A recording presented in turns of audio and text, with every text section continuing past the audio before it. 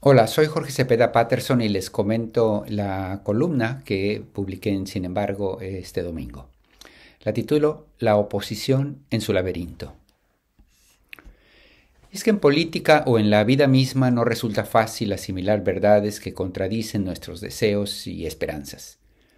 En este espacio he sostenido desde hace algunos meses que la oposición política está condenada a perder de nuevo la presidencia. Algunos lectores, o muchos, han asumido que tal apreciación es resultado de una percepción sesgada por mis opiniones políticas. Y sí, nadie está exento de la subjetividad, desde luego, pero tampoco deberíamos estarlo del razonamiento. Porque si la oposición va a ser algo útil por sus intereses, por ejemplo, impedir el control de Morena en el Congreso el próximo sexenio, más le convendría entender las razones de su debacle en lugar de negarlas y hacer algo por subsanarlo. El partido oficial conservará la presidencia, a mi juicio, por 5 motivos. Primero, que los niveles de aprobación con los que Andrés Manuel López Obrador terminará su gestión, en promedio en las encuestas, se mantienen en un nivel alrededor de o por encima de 60% de la población. A lo largo de todo el sexenio, los críticos del presidente se han hecho ascuas sobre tal apoyo y han ofrecido distintos argumentos para despreciarlo. Al principio se dijo que era pasajero y que el desgaste del ejercicio de gobierno y los errores de la 4T lo dilapidarían rápidamente, que la realidad se impondría bajo el axioma aquel de que no se puede engañar a todos todo el tiempo. Pero tampoco esto ha sucedido. Finalmente, se minimizó la popularidad de López Obrador, diciendo que otros mandatarios como Zedillo o Calderón también superaban un 50% de aprobación y que esto obedece al respeto institucional que la presidencia inspira entre los mexicanos. Sin embargo, me parece que la popularidad institucional que recibía Zedillo no se parece en nada al extendido carisma que ejerce López Obrador, un líder que las mayorías siguen pensando que habla y actúa en su nombre. 60% de aprobación es cierto, no se convierten en 60% de votos para Morena, pero el liderazgo personalizado que caracteriza al obradorismo sugiere que una porción destacada de los mexicanos se inclinará a votar por aquel que consideren el preferido de su presidente. Segundo, la pobreza propositiva de la oposición. Obsesionados con la figura de AMLO y convencidos de que él es el origen de la inconformidad de los votantes contra los partidos de antes, los adversarios del obradorismo se concentraron en una estrategia suicida.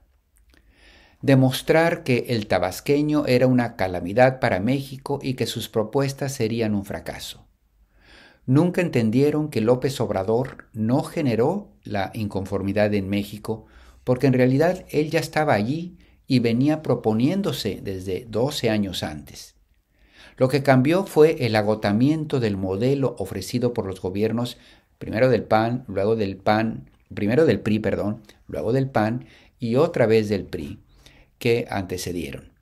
56% de la población trabajadora en este momento se refugió en el sector informal ante la incapacidad del sistema para ofrecer un empleo digno a la mitad de la población. Nunca se les ocurrió a la actual oposición que la desigualdad palpable o estancar el poder adquisitivo de las mayorías a lo largo de 35 años provocaría un malestar generalizado. López Obrador fue la consecuencia, no la causa. Al equivocar el diagnóstico, la oposición también equivocó la medicina.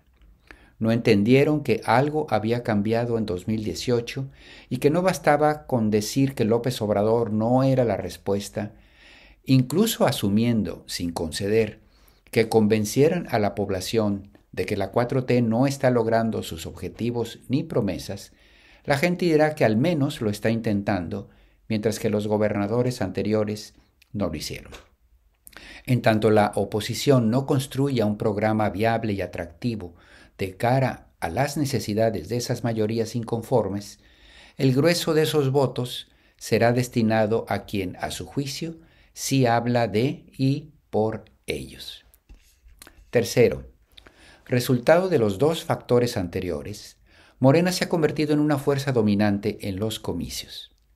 Recordemos que arrancó el sexenio con apenas 4 gobernaturas en su poder y terminará el sexenio con 23 gobernaturas de 32. Si ha ganado 8 de cada 10 entidades en las que ha habido elecciones estos años, ¿por qué razón la votación nacional que ahora viene habría de ser diferente? Y por lo demás, no podemos ser ingenuos. 23 gubernaturas es un efecto de lo anterior, que a su vez es un efecto que luego se convierte en causa.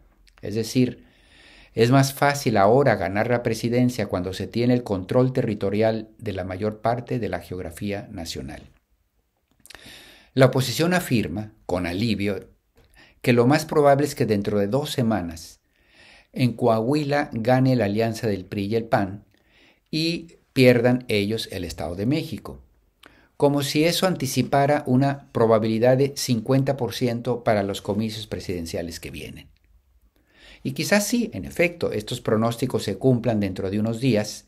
Lo que no se dice es que el Edomex representa una población de 17 millones, donde muy probablemente gane Morena, o casi seguramente, contra los 3 millones de Coahuila, es decir, 5 veces más, con todo lo que ello supone para efectos nacionales.